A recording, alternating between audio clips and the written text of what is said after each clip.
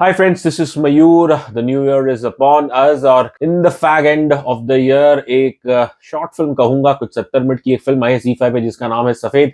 आज इसी पे बात होगी, लेकिन उससे पहले please subscribe to my channel.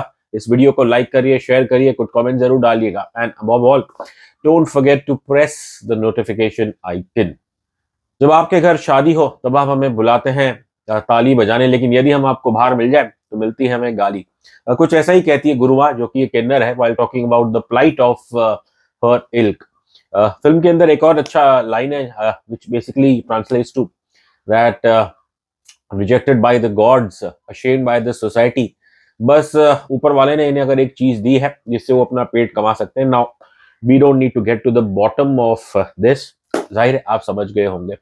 दोस्तों ये कहूंगा कि बस भारत में section 377 which used to criminalize same sex marriage relationships, वो तो हट गया, लेकिन the fight for respect for the LGBT QIT community वो मेरे ख्याल से अभी भी बहुत लंबी है। प्रोड्यूसर संदीप सिंह, जिन्होंने पीएम मोदी, मेरी कॉम और अब अटल बिहारी वाजपेयी जैसी बायोपिक फिल्में बनाई हैं, वो एक फर्स्ट टाइम डायरेक्टर बने हैं थ्रू दिस Z5 फिल्म जिसका नाम है सफेद।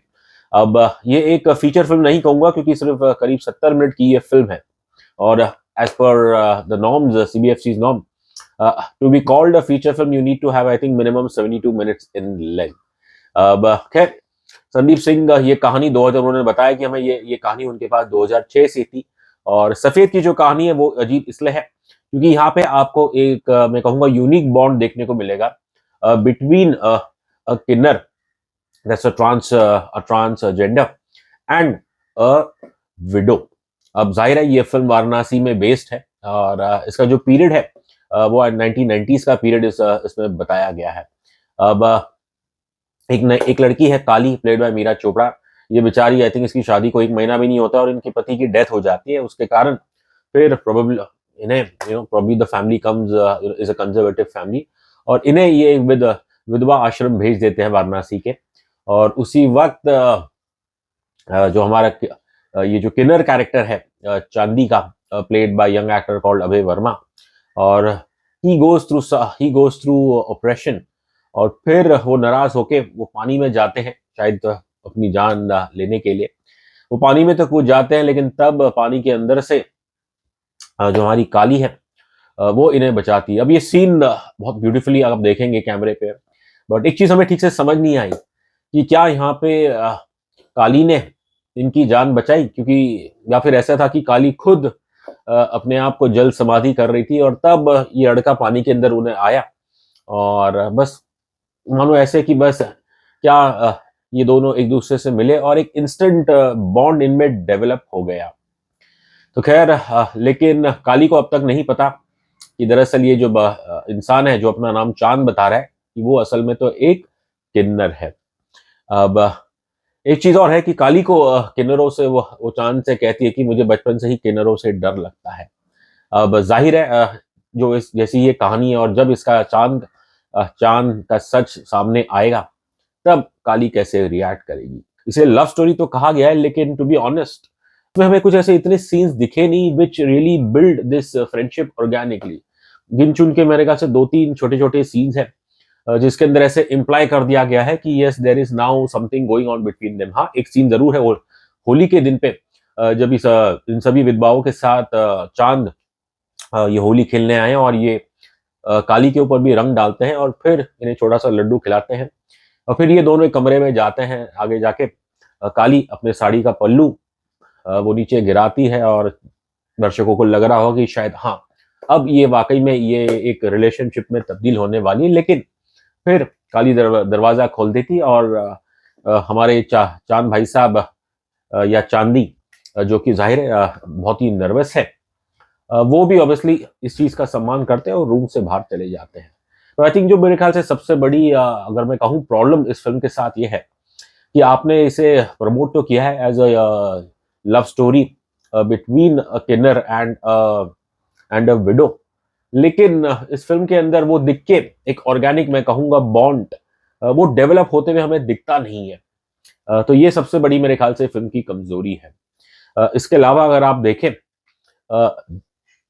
फिल्म 90s में सेट है, और to be honest I don't think straight people, इस समाज में जो करोड़ों स्ट्रेट लोग हैं, I don't think we qualify to really comment और अंडरस्टैंड और जज द ट्रांसजेंडर कम्युनिटी।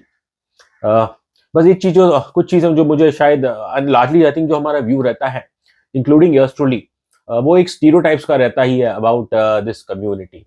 अब ये कैरेक्टर देखिए आप चांद का, कि इसकी जो शुरुआत होती है, फिल्म का जो ओपनिंग सीन है, कि जहाँ पे आपको दिख रहा है कि ये लड़का है या लड़की है और इसके मस्तिष्क पे खून है, इसकी नाक से इसकी नाक बह रही है, बिल्कुल जो बलगम है वो यहाँ से लेके यहाँ तक आ रहा है।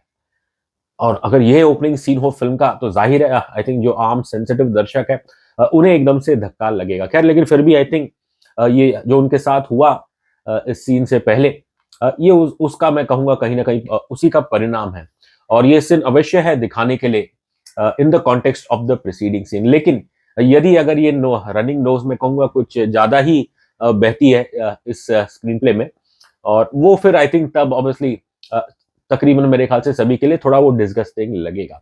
एक चीज जो है, जो मुझे और अजीब लगी, वो ये है कि कैसे जो चांदी का कैरेक्टर, ये जो कैरेक्टर है, शुरुआत में तो इसे दिखाया कि जो इसके बात करने का तरीका, चलने का अंदाज, यू नो, वो शायद बिल्कुल जो कि नॉर्मली शायद हम एसोसिएट करते हैं किन्नर कम्युनिटी से, तो वो तो वैसा ही है। लेकिन जैसे ही ये इस लड़की से मिलते हैं, काली से, और फिर इनका जो स्वभाव है, बोलने का ढंग, बॉडी लैंग्वेज, वो बिल्कुल बदल जाती है।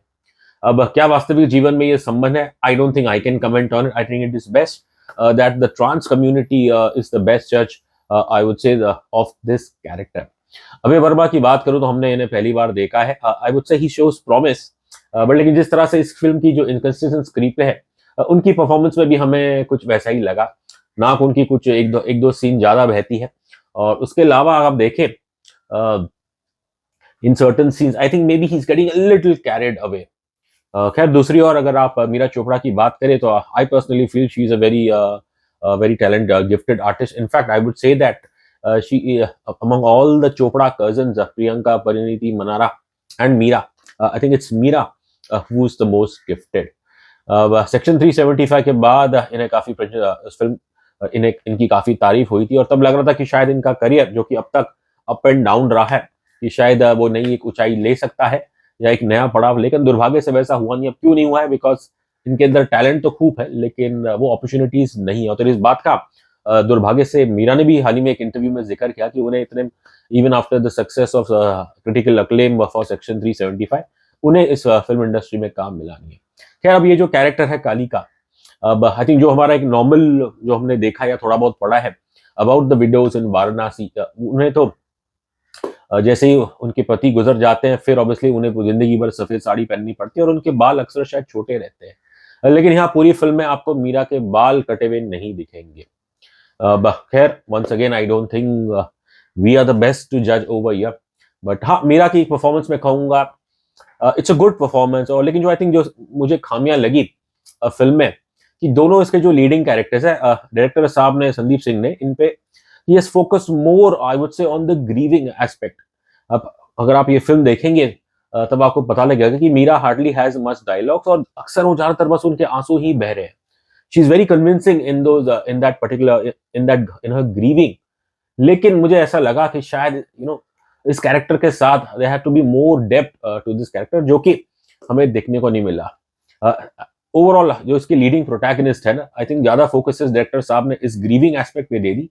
आई थिंक नॉर्मली आपके पास एक स्टोरी अच्छी थी, और इसे आप ये कोई ऐसा रूल तो नहीं था कि आपको सिर्फ इसको 70 मिनट की या 70 मिनट के अंदर की बनानी थी।